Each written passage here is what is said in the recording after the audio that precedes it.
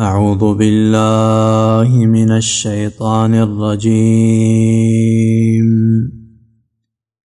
ألم تر إلى الذين قيل لهم كفوا أيديكم وأقيموا الصلاة وآتوا الزكاة فلما كتب عليهم القتال إذا فريق منهم يخشون الناس كخشية الله أو أشد خشية وقالوا ربنا لم كتبت علينا القتال لولا أخرتنا إلى أجل قريب قل متاع الدنيا قليل والآخرة خير لمن اتقى ولا تظلمون فتیلا. سورة النساء واویایم نمبر آیات تے. آیت کریمہ نورست اللہ رب العالمین حال د منافقانو ذکر کی، اغی صفات او داغی مختلف قباحتون با ذکر کی، بیو دی منافقانو بازی اقسام ذکر شی. یو آغا منافقان چاگوی ہجرت ندے کڑے، بل آغا منافقان چاگوی وجو باندې د ایمان اقرار کوي، د لپاره چې خپل ځانونه په امن کې وساتي او خپل مالونه په امن کې وساتي. بل قسم به هغه کفار او منافقین ذکر کی چې هغوی سره مسلمانانو صلح کړي وي، معاهد وي، عهد هغوی سره شوی وي. او دارنګه هغه منافقین او کفار چې هغوی د مسلمانانو د جنگ نه سینې بندې وي، بزدله وي او د مسلمانانو سره جنگ نشي کولی. مختلف اقسام د منافقانو به الله رب العالمین ذکر کی. علم تر الى الذين قيل لهم كفوا ايديكم. ایت کریمه بارک بعضی مفسرین ویلی دي چې دا د بعضی مؤمنانو بارک نازل شوی دی. مکه کې الله رب العالمین مؤمنان د قتال او جنگ نه منع کړي او ابتدا د مدینه کې هم چې هلته د ترکیز کېدلو چې لمونځ کوئ، زکاتونه ورکوئ، تر دې چې قتال او جهاد ته تاسې مضبوط شئ او تیاری وکړئ او ځان ورته آماده کړئ. بعضې خلکو به مطالبه د جهاد د فرضیت کوله، چې کله فرض شو نو بیا پکې سستي وکړله. او بعضې مفسرینو ویلي دي چې نه، دا د منافقانو په باره کې نازل شوی دی او دا راجحه قول هم دی. علماو دې ته ترجیح ورکړې ده، دا د منافقانو په باره کې دی او هغوی دا سستي کوله. علم تر الى الذین، آیا ته نه ګورې هغه کسانو ته قیل لهم چې وویلی شو لهم هغوی ته کفوا ایدیکم، بند کئی لاسونه خپل د قتال او د جهاد نه لاسونه بند کئی ترڅو تاسې مضبوط شئ، قوي شئ د کفارو دپاره. نو په دې وخت کې امر دا و چې تاسې لمونځونه کوئ، زکاتونه ورکوئ، نور اعمال د اسلام کوئ. واقیموا الصلاة او پابندي کوئ د لمانځه، وآتوا الزکاة او ورکوئ زکات. فلما کتب علیهم القتال، فلما نو هر کله کتبه چې فرض کړی شو علیهم القتال په دوی باندې جنگ کول او جهاد کول وی فرض کړی شو. اذا فریق، نو دغه وخت کې فریق یوه ډله منهم د هغوی نه یخشون الناس، یریدله د خلکو نه، جهاد او قتال نه ویره کوله، د کفارو نه به هغوی ویریدل. دا صفت د منافقانو دی. که خشیت الله، په شان د ویریدلو د الله نه. د الله نه چې څنګه انسانان ویریږي، مؤمنان ویریږي، داسې به دوی د انسانانو نه ویره کوله، کفارو نه به ویره کوله. دا د منافق صفت دی. او اشد خشیه، یا په سخت یېرې سره.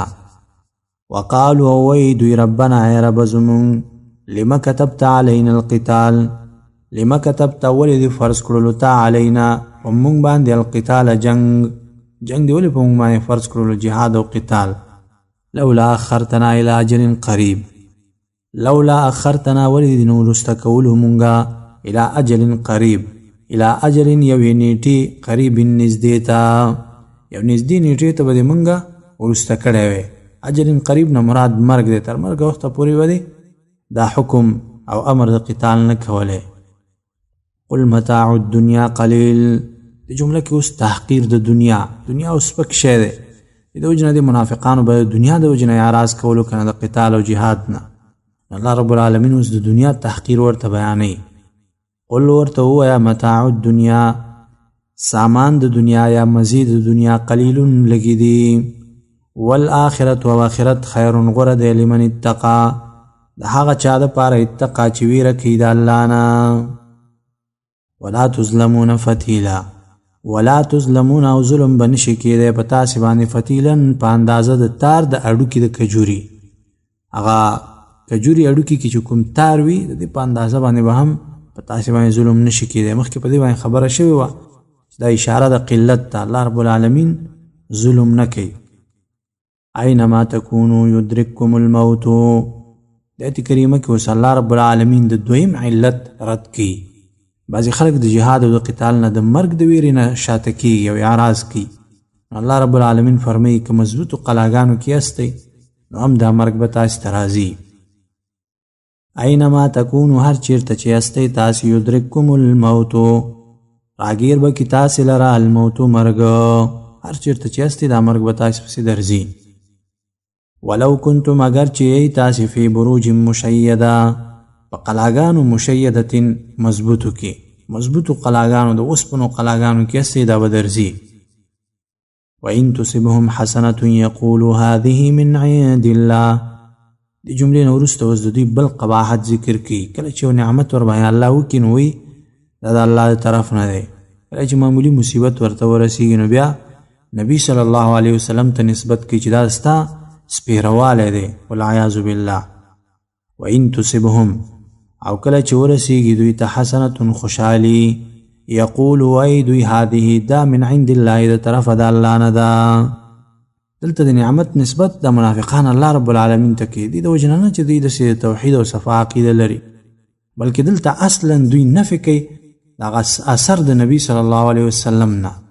چې دا د نبی صلی الله علیه وسلم څخه برکت نه دی او د نبی صلی الله علیه وسلم د اتباع څه اثر نه دی چې دا برکات مونږ ته راغلي دي وإن تصبهم او که ورسیږي دوی ته سیئة تکلیفه څه قحط پې راشي بل تکلیف پې باندې راشي یقولو وایي دوی هذه دا من عندک ستا د طرف نه دی یعنې ته سپیری نبی صلی الله علیه وسلم ته د سپیروالي نسبت کولو والعیاذ بالله دا ډېره جاهله خلکو کې دا صفت موجودي معمولی چې تکلیف مشکل کور کې راشي نو بیا بعضې خلکو ته چې د سپیروالي نسبت کوي کله یې نوې ناوې او زنانه چې کور ته واده شوي هغې ته یې کوي کله یو حیوان ته دا نسبت د سپیروالي کوي دا غلطه خبره ده نبی صلی الله علیه وسلم په خپلو سنتو کې دې خبرې رد هم کړی دی دا سپیروالی نشته دی ګوره دا عقیده به مؤمن دا نه ساتي دی د وجې نه حدیث کې راځي نبی صلی الله علیه وسلم فرمایي که چېرته سپیروالی وی نو دا په کور او اسو دارنګه زنانه کې وی خو لیکن دا سپیروالی نشته نو الله رب العالمین وروسته جمله کې مرد کوي قلت ووایا کل من عند الله دا ټول د طرفه د الله نه دي دا نعمت او تکلیف د هر څه د الله د طرف نه دي فما لهؤلاء القوم فما لهؤلاء نو څه وجه د دې القوم قوم لا یکادون نږدې نه دي یفقهون چې پوه شي حدیثا پس خبره په خبره باندې نه پوهېږي معنا دا دی جاهل قوم دی جاهل خلک دي منافقانو کې جهل موجود وي ما اصابك من حسنة فمن الله د آیت کریمه کې اوس الله رب العالمین خطاب نبی صلی الله علیه وسلم ته کوي ولیکن مراد تینا امت دی امت مراد دی او خلاصه دا ده چې ګوره کوم حسنه او خوشحالي تاسو ته رسېږي دا د الله د طرف نه دي او کوم مصیبت چې رسېږي نو دا به ستاسې د عملونو د وجې نه ما اصابک هغه چې ورسېږي تا ته من حسنة څه خوشحالي فمن الله نو دا د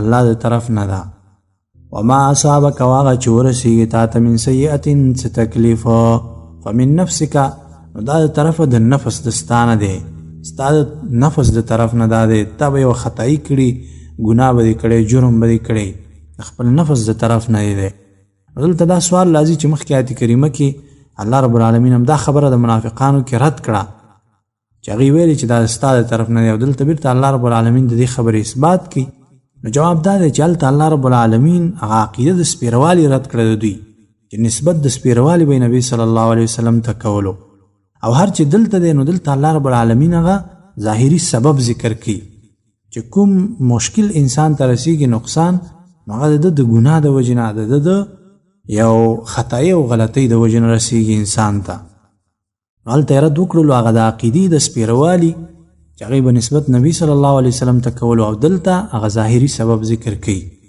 وارسلناک للناس رسولا، وارسلناک او لېږلی مونږ ته للناس خلکو ته رسولا وکفا بالله شهیدا، وکفا بالله او پوره دی الله تعالی شهیدا گواه. من یطع الرسول فقد اطاع الله، دې کریمه کې اوس ترغیب ورکوي طاعت د نبی صلی الله علیه وسلم ته، ځکه مخکې ذکر د رسالت وشو نو اوس د هغه طاعت او تابعدارۍ ته ترغیب ورکوي. من یطع الرسول، څوک چې تابعداري کوي الرسول د رسول صلی الله علیه وسلم، فقد اطاع الله، نو یقینا هغه تابعداري وکړه د الله تابعداري وکړله، ځکه د نبی صلی الله علیه وسلم تابعداري دا ګویا کې د الله تابعداري ده. ومن تولى، او چا چې مخ وګرځولو، فما ارسلناک، نو مونږ نه یې لېږلی ته علیهم په دوی باندې حفیظا ساتونکی، ته په دوی باندې حفاظت کوونکی او ساتونکی به نه. ویقولون طاعة، د آیت کریمه کې الله رب العالمین د منافقانو بل قباحت ذکر کی. د نبی صلی الله علیه وسلم مجلس کې ویلي چې مونږ کار خو طاعت دی، مونږ ستا طاعت کوو، ولیکن کله به چې د نبی صلی الله علیه وسلم د مجلس نه ووتل نو بیا په نورو خبرو کې او د هغه په دشمنۍ کې به بیا جرګې کولې او پټې خبرې به یې کولې. ویقولون، وایي دوی طاعة، زمونږ کار طاعت دی، مونږ طاعت کوو. فاذا برزو، نو کله چې دوی اوزي من عندک د ستا د خوانه، بیت جرګه کوي طائفة یوه ډله منهم د دوی نه، غیر الذي سوا د هغه خبرونه تقولو چې وایي دوی، تقولو کې ضمیر راجع دی طائفتون ته، دا ډله د منافقانو بیا د هغه خبرونه غیر خبرې کوي چې کوم یوې د نبی صلی الله علیه وسلم په مجلس کې کولی چې زمونږ کار طاعت دی او دا وغه بیا د نه غیر خبرې هلته کوي. والله الله تعالی یکتب لیکي ما هغه یبیتون چې دوی جرګه کوي، دوی چې پټې خبرې کمې کوي یا د شپې کوم مجلسونه کوي، الله رب العالمین هغه لیکي. فاعرض، اوس په دې کې ادب نبی صلی الله علیه وسلم ته ذکر کی. فاعرض عنهم، نو مخ واړوه د دوی نه، وتوکل علی الله، او ځان سپاره په الله. وکفا بالله وکیلا، وکفا او پوره دی بالله الله تعالی وکیلا ذموار، الله رب العالمین ذموار ذات دی د کارونو. افلا یتدبرون القرآن، د آیت کریمه کې ترغیب قرآن کریم ته ورکوي، ځکه د منافقانو د قرآن او د نبی صلی الله علیه وسلم د صدق نه دوی اعراض کړی دی، د نبی صلی الله علیه وسلم د تابعدارۍ نه اعراض کړی دی. نو اوس ترغیب قرآن ته ورکوي، قرآن تدبر ته ترغیب ورکوي. قرآن کې انسان تدبر وکړي نو د هر څه دلایل به ته معلوم شي. افلا یتدبرون، آیا نو سوچ نه کوي دوی القرآن په قرآن کې. ولو کان من عند غیر الله، ولو کان او کچیرې وی من عند غیر الله، د طرف د غیر الله نه، د قرآن د غیر الله د طرف نه وی، د مخلوق کتاب وی، لوجدوا خامخا موندلی به وی دوی فیه باغې کې اختلافا کثیرا، اختلاف ډیر اختلاف به باغې کې موندلی وی، هم په اعتبار د معانیو سره، هم په اعتبار د الفاظو سره او داسې نور مختلف اختلافات به دوی باغې کې موندلی وی. دا چې اختلاف په دې کې نشته، تناقض په دې کې نشته دی، نو معلومیږي چې دا رښتینی کتاب دی او په رښتینی پیغمبر باندې دا نازل شوی دی. وَإِذَا جَاءَهُمْ أَمْرٌ مِّنَ الْأَمْنِ أَوِ الْخَوْفِ أَذَاعُوا بِهِ، آیت کریمه کې بل قباحت د دې منافقانو ذکر کی او حاصل دا دی چې دوی بغیر د تحقیق نه خبرونه خپروي، که د خوشحالۍ وي د خفګان خبره وي نو هغه بغیر د تحقیق نه خپروي. نو دا منافقانو صفت دی، نه ځان ساتل پکار وي. وَإِذَا جاءهم ورکله چې راشي دوی ته امر، یو خبر، من الامن د امن، او الخوف یا د ویری، د ویری او د دښمن یو خبر راشي یا د امن، اذاعوا به خوري دوی هغه خبر به دوی خوري مخکې تحقیق نه. ولو ردوه الى الرسول والى اولي الامر منهم، دغه اوس الله رب العالمین ادب ذکر کوي چې داسې خبر کله راشي نو پکار دا چې هغه د خاوندانو د کار ته وسپارلی شي، علما او مشرانو خلکو ته وسپارلی شي، هغوی به په دې باندې پوهېږي چې دا د نشرولو قابل دی او که نه دی. ولو ردوه، او که دوی واپس کړی وی دا خبر الی الرسول، رسول صلی الله علیه وسلم ته، و الی اولی الامر، او خاوندانو د کار ته، منهم د دوی نه، اولی الامر نه مراد هغه مشران صحابه کرامو علماو پوه خلق دي. لعلمه الذين نخامخا پوه شوی بوی په دې باندې الذين هغه کسان یستنبطونه چې معلومی اغي لرم منهم د دوینا. کچیرته رسول الله صلی الله علیه وسلم او پوه خلکو ته خبر سپارلې وي، هغه خلک چې اغي د دې په خبرولو او نه خبرولو باندې پوهیږي او دا خبره معلومول شي، هغه په دې باندې پوه شوی وي چې دا قابل د خبرولو دا کنه دا. دا اوسم یو ادب د مسلمانانو مجاهدینو ته، ځکه کفار همیشه د پاره منفي تبلیغات او پروپاګاندا او داسې نور خبرونه خبري. نو داسې خبرې به بیا مجاهدین او مسلمانان نه خبري، دي ته به زور نه ورکي، بلکې دا مشرانو ته واپس کوي، علماو ته، پوهه خلکو ته چې دا خبره کوم حقیقت لري او کني لري. ولولا فضل الله علیکم ورحمه، دې جمله کې اوس الله رب العالمین ترغیب ورکي چې دا خبرې بغیر د تحقیق نه مخ پروي او هغه خوندانو د کار ته دا وسپاري. په دې کې د الله رب العالمین فضل او رحمت پروت دی. او که تاسې داسې چېرته ونه کړئ او د دې حکم خلاف وکړئ، نو د شیطان په تابعداري کې به تاسې اخته شئ. ولولا فضل الله، او که نه وی فضل الله تعالی علیکم په تاسې باندې، ورحمته او رحمت د هغه، لاتبعتم الشیطان، خامخا تابعداري به کړی وی تاسې د شیطان، الا قلیلا مگر لږ کسان. لږ کسان به چې دی بچ شوي وی او نورو به تابعداري د شیطان کړی وی. فقاتل فی سبیل الله لا تکلف الا نفسک. ایت کریمه کې اوس ترغیب قتال ته الله رب العالمین ورکی. اے پیغمبره، اے مومنه، بس جهاد کوه، دې منافقانو دې خبرو ته غوږ مه نیسه، ته په خپل ځان باندې مکلف یې. فقاتل، نو جنګ کوه، فی سبیل الله، په لاره د الله کې. لا تکلف الا نفسک، لا تکلف ذمواري نشته په تا باندې، الا نفسک مگر د ځان خپله. دا باندې د خپل ځان ذمواري ده. دا ډېره عجیبه جمله ده، ډېره عجیبه جمله ده چې مؤمن ته ډېره تسلي ورکوي. مؤمن بس په خپل نفس باندې مکلف دی، په خپل نفس باندې. په یو منطقه کې ته ځان ته ولې نه، هیڅوک د سره نشته، ملګري دې نشته دی، امتحانات راشي، یوازې ته یک تنها پاتې، بس دا ستا ذمواري ده چې ته په خپل ځان باندې مکلف یې، ته په قتال او جنګ کې. د آیت کریمه ډېر عجیبه فکر انسان ته ورکوي چې بس ته په خپل ځان باندې مکلف یې، په خپل ځان باندې. مؤمن انسان به ځان نه داسې یو مثال جوړوي لکه یو تخم دانه، بس که یو منطقه کې ځان ته پاتې شولو، امتحانات راغله، ملګري ضایع شول، خپله دعوت او جهاد او قتال شروع کا، به ځان نه دغه تخم دانه جوړه که چې د ستا په وجه باندې الله رب العالمین سلګونه دانې او سلګونه خلک نور برابر کی.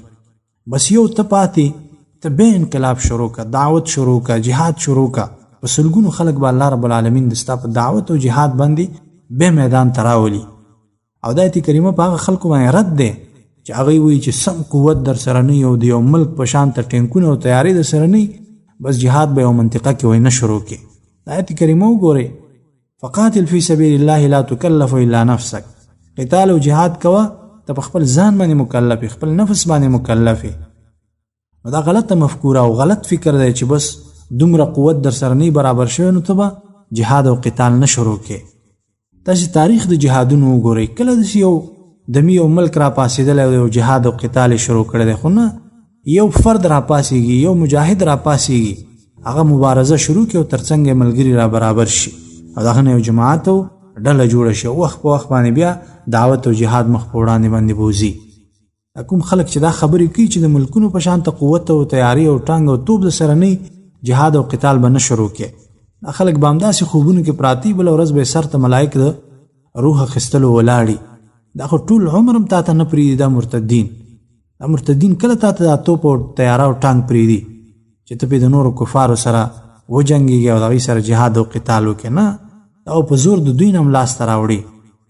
نو فقاتل فی سبیل الله، نو جنگ کوه په لار د الله تعالی کې، لا تکلفو ذمواري نشته په تا باندې، الا نفسک مگر د خپل ځان. وحرد المؤمنین، او تیزی ورکوه المؤمنین مؤمنانو ته، په جهاد او قتال باندې تیزی ورکوه، ترغیبات ورته بیانوه او داسې نور.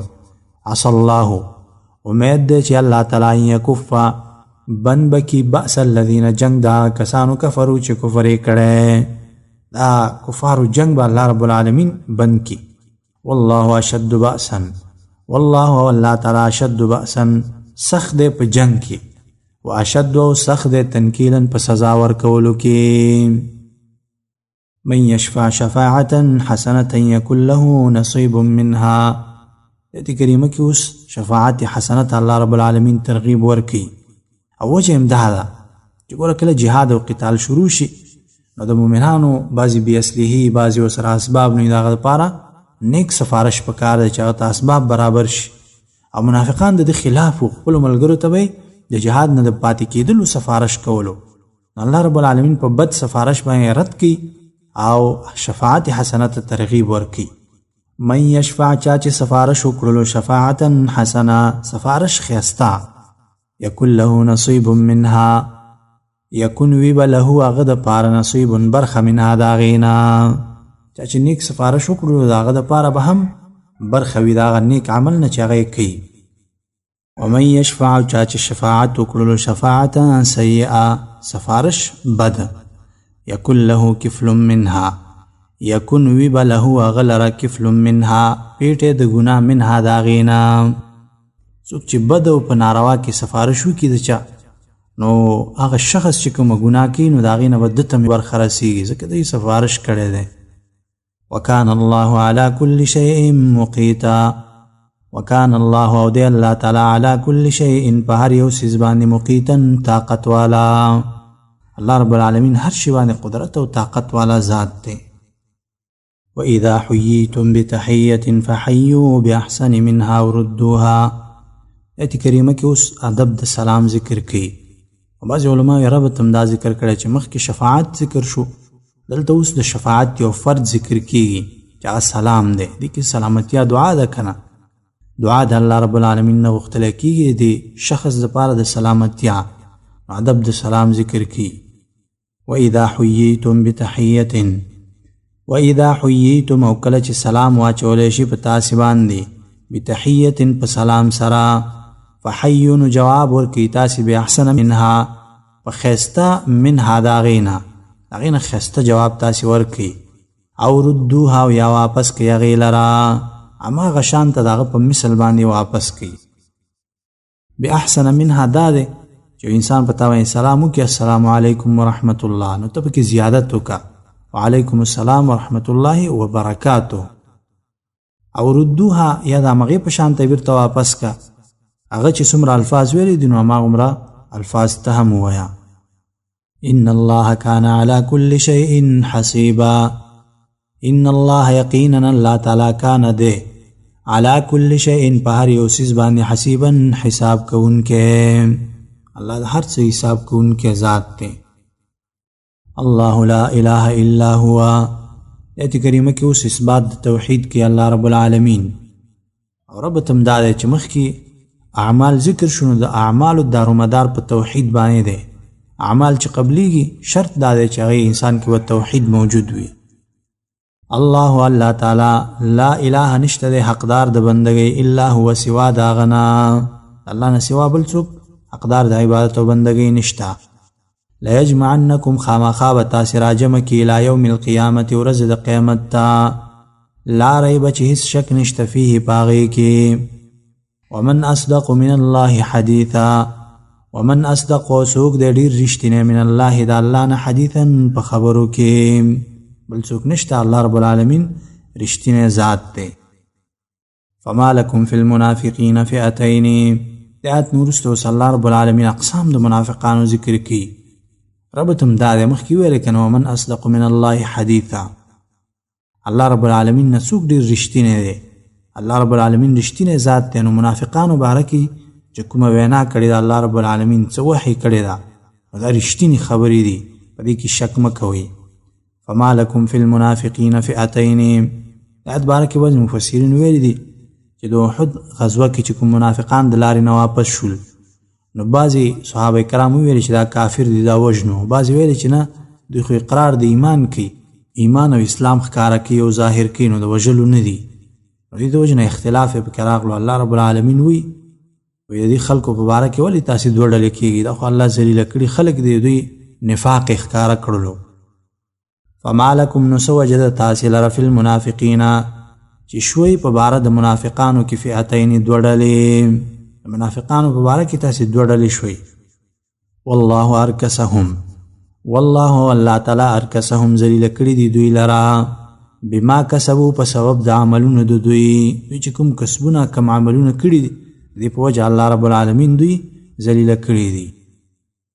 اتریدون آیا تاسې غواړئ ان تهدو چې هدایت والا وګڼئ من هغه څوک اضل الله چې ګمراه کړي دي الله تعالی ومن یضلل الله او څوک چې ګمراه کړي الله تعالی فلن تجدا نو هیڅ چیرې وبه نه مومي له هغه لره سبیلا لار د هدایت به بیا هغه لره ونه مومي. ودوا لو تکفرون کما کفروا فتکونون سوا. آیت کریمه کې الله رب العالمین علت ذکر کوي مخکې دا تریدون د پاره تاسو دوی هدایتمن ګڼئ سره د دې نه چې ګوره دوی کې دومره تعصب موجود دی چې غواړي چې تاسې کافران کي. ودو غواړي دوی لو تکفرون چې کافران شئ تاسې کما کفرو لکه څنګه چې دوی کافران دي لکه دوی چې څنګه کفر کړی دی تاسې هم داسې کفر وکئ. فتکونون نو شئ به تاسې سواء برابر کفر کې ورسره دواړه برابر شئ. فلا تتخذوا نمنیسئ منهم د دوی نه اولیاء دوستان حتی تر دې پورې یهاجروا چې هجرت وکړي فی سبیل الله په لاره د الله کې تر څو چې هجرت یې نه کړی ایمان یې نه راوړی نو دوی په دوستانه باندې منیسئ. فإن تولوا نو که دوی مخ وګرځو فخذوهم نو ونیسئ دوی لره یعنی معنا دا د قیدیانې کوي وی تړئ. وقتلوهم او ووژنئ دوی حیث وجدتموهم کوم ځای کې چې ومومئ تاسې دوی لره. ولا تتخذوا منیسئ منهم د دوی نه ولیا دوست ولا نصیر او نه مددګار دوی نه په دوست او په امداد سره څوک منیسئ. الا الذین یصلون الى قوم بینکم وبینهم میثاق. آیت کریمه کې اوس دوه قسمه نورو کفارو او منافقینو ته اشاره کوي او دا استثناء ده د هغه کفارو نه چې د هغوی قتلولو باندې مخکې حکم وشولو چې دوی ووژنئ وینیسئ. نو کوم خلق د دین مستثنا دي یو هغه خلق چې هغه معاهد وي عهد ورسره شوی وي بل هغه چې د هغوی سینې د مسلمانانو د جنګ نه بندې وي بزدله وي تاسو سره جنګ کول نه غواړي او یا دا چې دا بېوسه وي او عاجزه. الا الذین مگر هغه کسان یصلون چې یو ځای کېږي الی قوم د هغه قوم سره بینکم چې په مابین ستاسې کې و بینهم او په مابین د دوی کې میثاق وعده وي لوزم سره کړی وي صلح هم سره کړی وي. او جاؤکم نو دا بل قسم او جاؤکم یا راشي دوی تاسې ته حسرت چې بندې وي صدورهم سینې د دوی ان یقاتلوکم چې جنګ وکړي تاسې سره او یقاتلو یا جنګ وکړي قومهم د قوم خپل سره داسې عاجز او بېوسه کافر وي چې تاسې سره د جنګ کولو نه د هغې سینې بندې وي یا بزدله وي یا نه غواړي تاسې سره جنګ وکړي او نه د خپل قوم سره جنګ کوي. معنا دا ده چې داسې کافر چې هغه تاسو ته ځي راځي او نه د ستاسې سره جنګ کوي او نه د خپل قوم په مقابله کې جنګ کوي د وجې د بزدلۍ او د بېوسۍ نه. او یا معنا دا ده چې د ستاسې سره هم نه ملګري کېږي او نه د خپل قوم سره ملګري کېږي چې د ستاسې په مقابل کې وجنګېږي یا ستاسې په ملګرتیا کې د هغوی سره وجنګېږي داسې کافر دي نو دوی د قتل او د وژلو نه مستثنا دي. خدایات ساتي چې دا حکم ګوره په اول د اسلام کې او کله چې اسلام مضبوط شلو مسلمانان قوي شلو دا حکم به منسوخ شلو او دا حکم راغللو چې فإذا انسلخ الأشهر الحرم فاقتلوا المشرکین حيث وجدتموهم. کله چې دا 4 میاشتې مهلت هغوی ته ورکړی شو دا ووځي د دې نه اخوا چې چېرته مشرکان ګوري دا وژنئ قتل کوئ او دې ته وجې نه نبي صلی الله علیه وسلم هم ویلي قاتلوا من کفر بالله بس چا چې کفر په الله باندې کړی وژنه سوا د هغه بوډاګانو ماشومانو او دارنګه زنانو نه چې هغوی په جنګ کې برخه نه اخلي او جنګ کې دخیل نه وي نو هغه خلک د جنګ نه مستثنا دي. نور دا که تاسې سره جنګ کوي او که نه کوي نو دا وژنئ نو دا حکم بیا وروسته منسوخ شولو. د دې وجې نه دلته دا مختصره مسله هم واورئ. بعضې خلک په خلافت اسلامي او دولت اسلامي باندې دا اعتراض کوي چې دوی عام کفار وژني چې څوک دوی سره جنګ کوي که نه کوي. د دې دپاره خلاصه او مختصره خبره دا ده چې ګوره جهاد دپاره 3 مراحل دي لکه څنګه چې ګوره شراب په 3 مراحلو کې حرام شو. اول یې ویلې وی چې دې کې فایده کمه ده او نقصان یې زیات دی بعضې خلک دې نه منع شو. بیا یې ویلې چې مونځ وخت کې به قطعا شراب نه څکي او په دې سره بیا ډېر صحابه کرام منع شو او بند شو او اخر کې دا حکم وکړلو چې ګوره مطلق شراب حرام دی. نو اوس وخت کې په هغه دویمه مرحله باندې څوک عمل نشي کولی چې راځي د مونځ وخت کې به شراب نسکو نور به اسکو نه. اخري حکم او اخري مرحلې ته اعتبار دی. نو دارنګې د جهاد دپاره هم 3 مرحلې دي. اوله دا وه چې یوازې اجازه وشوه اذن للذین یقاتلون بانهم ظلموا، اجازه وشوه چې تاسې جهاد کولی شئ. دویمه مرحله د قتال دا وه چې وقاتلوا فی سبیل الله الذین یقاتلونکم، تاسې هغه خلکو سره وجنګېږئ چې تاسې سره جنګ کوي، او چې تاسې سره جنګ نه کوي نو هغې پورې غرض مه کوئ، لکه دې آیت کریمه هم دا معلومیږي. دریمه مرحله دا وه چې ابوبکر صدیق رضی الله عنه ورته اعلان وکړو چې 4 میاشتې مهلت دی او د دې نه اخوا به یا اسلام راوړئ او یا به جنګ ته تیارېږئ. نو دریمه مرحله به دا شو چې فقتلوا المشرکین حیث وجدتموهم او قاتلوا من کفر بالله، چا چې کفر کړی په الله باندې دا ووژنئ، یا به اسلام وي او یا به چې دی جزیه ورکوي او یا به جنګ ته تیارېږي. نو اخرنۍ مرحله او اخرنۍ حکم دا شو. نو د همدې مراحلو په بنیاد باندې علما د حربي کافر تعریف هم همداسې کوي چې کل کافر لیس له مع المسلمین عهد او ذمة او امان. هغه کافر چې هغه د مسلمانانو د خلیفه سره عهد، ذمه او امان نه لري، بس دا حربي کافر دی. د دې وژل د سره جنگ کول دا بالکل جایز دی. اصل په کفارو کې چې دی حربیت دی. د دنیا ټول کفار حربین دي سوا د هغه کافرونه چې شریعت مستثنا کړي دي، چې هغه ماشوم دی، بوډا دی، زنانه ده، استازي او داسې نور چې جنگ کې دخیل نه دي. دا خلک د شریعت دا مستثنا کړي دي. دین اخوا نور ټول کافر چې دي هغه محارب دي، هغوی د کفر د وجې نه وژلی کېږي چې دوی کفر کړی دی. نو دوی به یا الله رب العالمین ته تسلیمیږي، اسلام به راوړي، یا به جزیه ته تسلیمیږي او یا به جنگ ته تیاریږي. بس دا خبرې دي د کفارو په باره کې. دلته الله رب العالمین فرمایي او جاؤکم یا راشي دوی تاسې ته حسرت چې بندې وي صدورهم سینې د دوی یقاتلوکم چې جنګ وکړي تاسې سره او یقاتلو قومهم یا جنګ وکړي د قوم خپل سره. ولو شاء الله لسلطهم علیکم، دې جمله کې اوس احسان الله رب العالمین ذکر کوي په مؤمنانو باندې. که الله غوښتي وی دوی به در باندې زورور کړي وی، تاسې سره به جنګ کړی وی، خو الله رب العالمین د دوی سینې ستاسې نه بندې کړلې. ولو شاء الله او که غوښتی وی الله تعالی لسلطهم نو خامخا زورور کړي به وی دوی علیکم په تاسې باندې، فلقاتلوکم نو خامخا جنګ به کړی وی تاسې سره. فإن اعتزلوکم فلم یقاتلوکم، دی جمله کې اوس الله رب العالمین د دې کفارو سره د جنگ نه کولو شروط ذکر کړي. دې کفارو سره په دې شرط به جنگ نه کیږي چې دوی د مسلمانانو نه ځان ساتي او دوی مسلمانانو ته د صلح خبره وړاندې کړي. فإن اعتزلوکم نو که دوی ډډه کوله ستاسې نه، فلم یقاتلوکم او جنگ نه کوي تاسې سره، والقوا او ګزار یې کړو الیکم تاسې ته السلام صلحه، تاسې ته د صلح خبره در ګزاره کړله، د صلح خبره یې درته وړاندې کړله. نو فما جعل الله لكم عليهم سبیلا، فما جعل الله نو نه ده ګرځولی الله تعالی لکم تاسې لره علیهم په دوی باندې سبیلا لار د جنګ، ستاسې حق د جنګ نشته دی. خو مونږ ویلې دا ابتدا د اسلام کې دا حکم و. ستجدون آخرین یریدون ان یأمنوکم ویأمنوا قومهم، آیت کریمه کې د بل قسم منافقانو حال الله رب العالمین ذکر کی او دغه حکم ته الله رب العالمین اشاره کی. او دغه منافقان دي چې دوی به اظهار د ایمان کولو او په دې خاطر باندې چې دوی مالونه او دوی ځانونه محفوظ شي، ولیکن په پټه به د کفارو سره بیا موالات او دوستانې پاللې. ستجدون زر دی چې وبمومئ تاسې آخرین نور خلک، نور منافقان به ومومئ، یریدون غواړي دوی ان یأمنوکم چې په امن کې شي دوی ستاسې نه، ویأمنو په امن کې شي قومهم د قوم خپل نه، ستاسې نه په امن کې شي او د خپل قوم نه په امن کې شي. نو دې خوا به تعلقات ساتل، اخوا به تعلقات ساتل، د وجې نه چې دواړو ځایونو کې دوی دپاره امن وي. او دا د منافقینو او دارنګه د جواسیسو طریقه ده هم وي.